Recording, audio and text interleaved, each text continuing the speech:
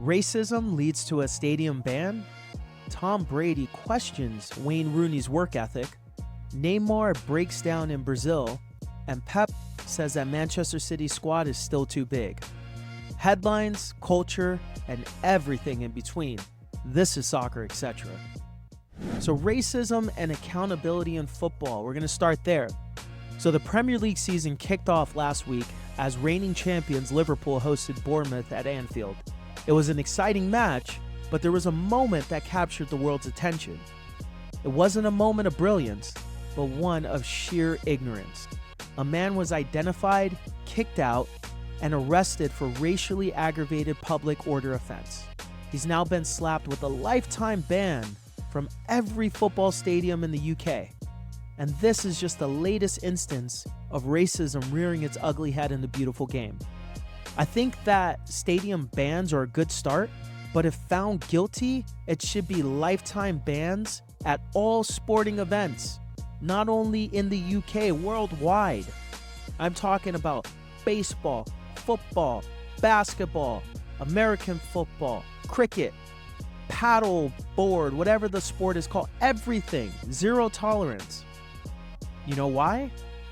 Because all the other campaigns that we've tried doesn't work. Racism has been a problem in football since I was a kid. And it doesn't matter how many cool marketing campaigns that we tried to put on, nothing has worked. Absolutely nothing.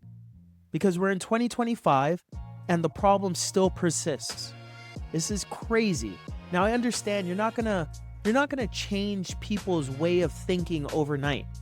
Or even 5, 10, 15, 20 years. There's a good possibility that you're not gonna change anyone's way of thinking, which is fine. But you cannot bring that into a public setting and racially abuse somebody while they're at work. It's crazy. And the professional athletes are the only people in this world that are abused relentlessly at their work. And people just accept it. People say you get paid handsomely to do this. So this comes with the job. The reason why this persists is because as a culture, we have accepted it. We have told fans that it's okay to come to a field and talk about somebody's mom, discriminate against them, because they pay their hard-earned money to come out there to watch you. And without the fans, there's no sports. That's BS. That is BS. That's the most BS I've ever heard.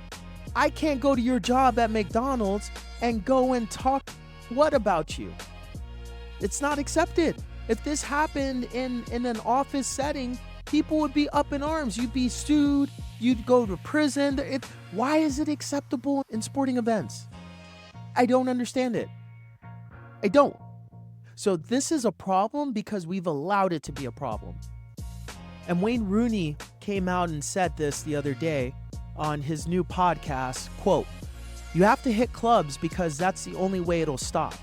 If there is ignorance, the fans will still do it. You have to hit clubs by taking off points or hit them in the pockets and take money away from them. Otherwise, it'll keep going on. Hopefully the right people sit down with the right organizations to try to get something serious in place," end quote. I don't know that the answer is to deduct points. Because here's the thing. If we took that approach, Liverpool would be deducted points. Okay, you take 3 points away from Liverpool. How many players on that roster are black? How does that solve anything? So you are essentially punishing other black players because someone else racially abused a black man. That makes no sense. But Wayne Rooney is onto something when he says we need to hit clubs with their pocketbooks. How about when an incident like this occurs, the next game is played behind doors, closed doors. So millions of dollars in revenue, or maybe $1 million, I don't know how much revenue comes in from ticket sales, but I imagine it's a lot, is played behind closed doors. In addition to that, what if there's a subsequent fine? A big one that makes the club say, we got to get this under control. maybe that'll work. But here's the thing. Are clubs ultimately responsible for the behaviors of the fan that attends the matches at their stadium? It's a bit harsh, to be honest with you. Are they responsible for vetting fans when they purchase a ticket? I don't think that is a scalable pursuit. I just don't know that's the answer either. But if you take it case by case as it comes, and the ramifications are serious enough for the individual and serious enough for the club, maybe that'll get people's mind churning and we can actually find a solution to this problem. I want to shout out Antoine Semenyo because you know what? He handled this well. And the world was watching. He didn't respond negatively. He got on with it. He balled out. He scored 2 goals. And he did what he went there to do. So, good for you. Now, let me also say that if he responded negatively by punching the guy in the face, I wouldn't be sitting here and saying that he responded negatively either. Now, I'm not advocating for violence. I'm not doing that. But at the same time, what do you do when somebody does that? How do you respond? I don't know. But I'm happy he did it in the way he did it. All right, moving on. Tom Brady versus Wayne Rooney. Over in Birmingham, NFL legend Tom Brady, now a stakeholder in the championship club, has come under fire for comments he made in the new documentary, Built in Birmingham, Brady and the Blues. If they want to play the ball in swim, we fucking won't smash him.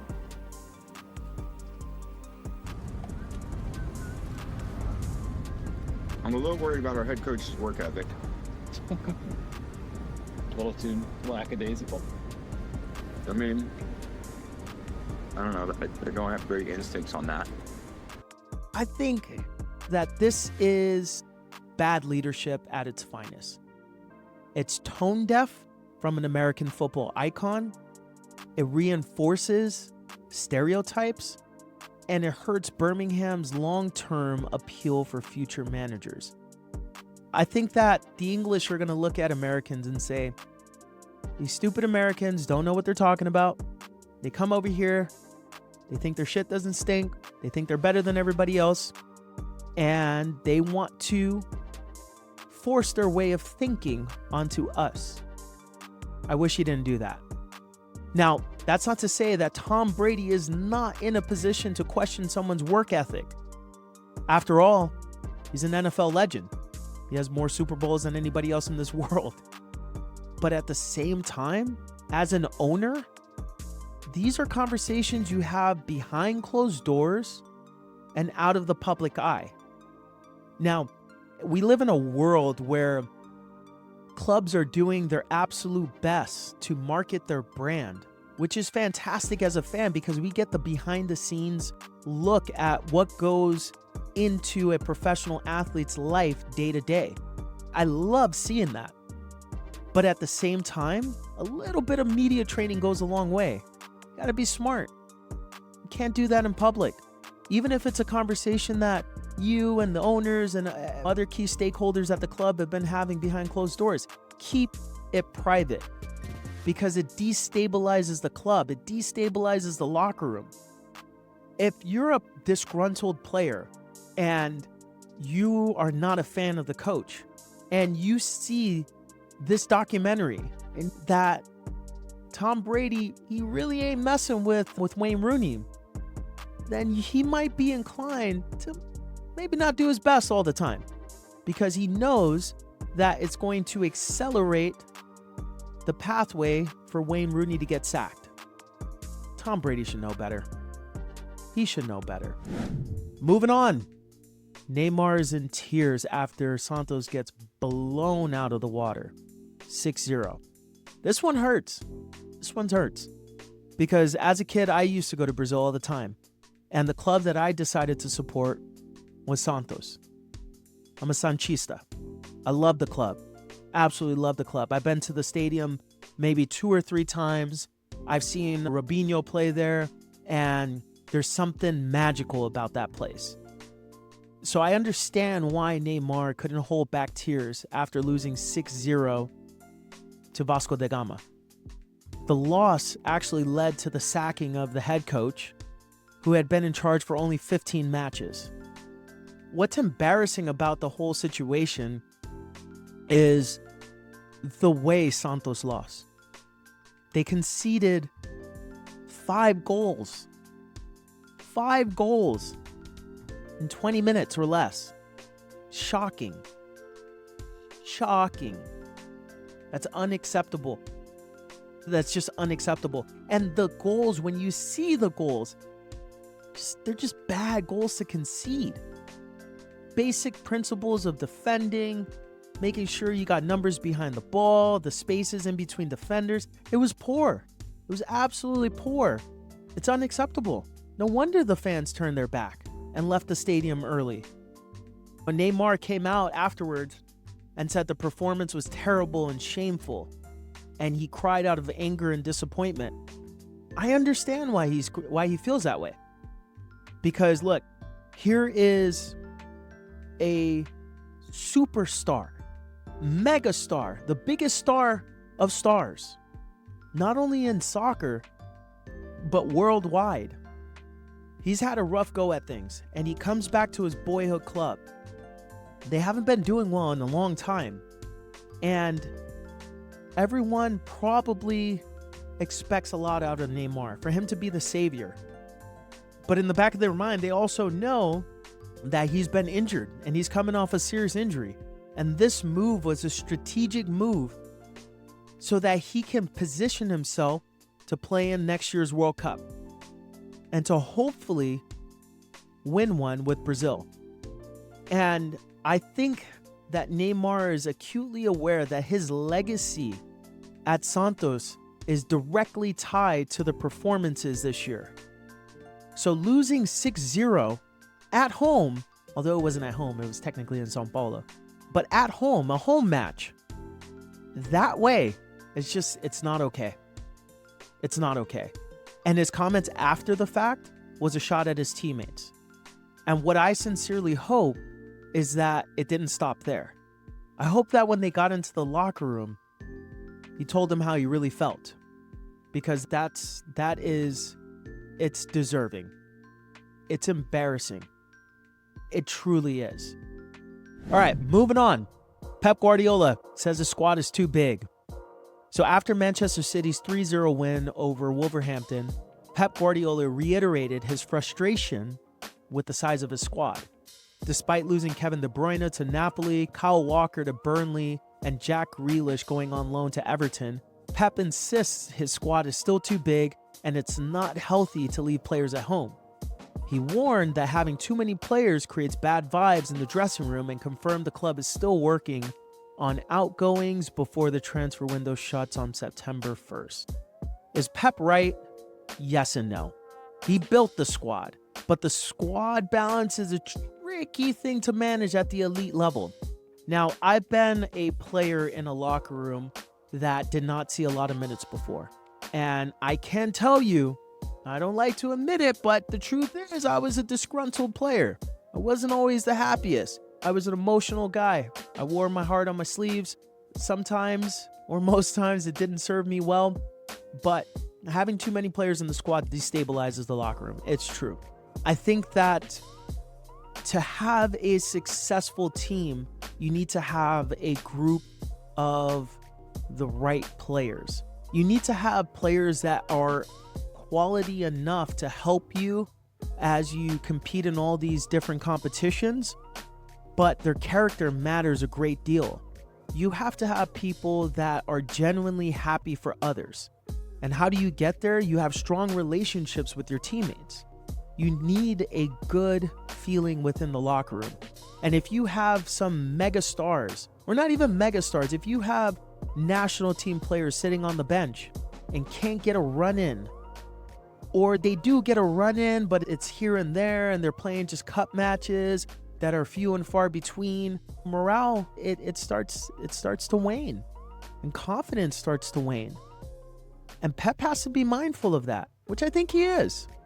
But at the same time, bro, you've got some ballers in your squad. Rotate them some more. You know what I'm saying? Give guys a little bit of chance to find their feet, because there's nothing worse as a player that gets an opportunity to maybe start a match, play 10, 15, 20 minutes, 30 minutes, 45, whatever, 60. And then the next thing, you're not there. You're not on the field. You're not contributing. It sucks. And what also sucks is being a part of a club that is doing extremely well and winning titles, but you feel like you played a bit part role in that. So that brings end to this week's edition of Soccer Etc. This is my first one, guys. I'm embarrassed to admit that I've been in front of the laptop for 5 hours and 38 minutes to try to record a 20-minute recording, but that's the reality. But I promise you, I'm going to get better at this. I will get better at this, and you're going to see more of me. We're going to create some better graphics. We're going to do all that. Till next time. Peace.